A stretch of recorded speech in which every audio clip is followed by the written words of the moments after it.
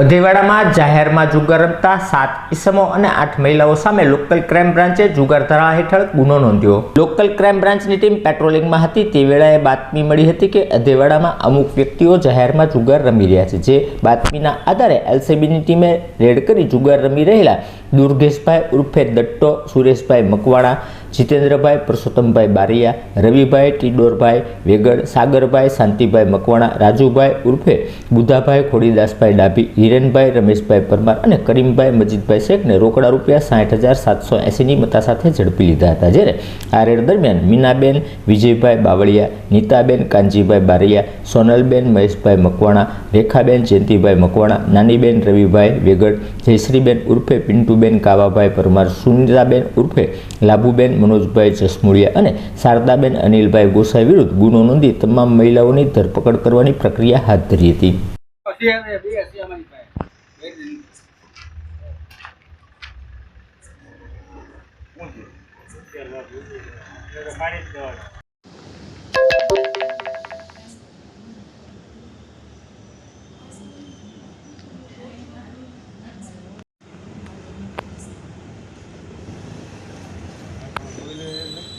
આવી ગયો।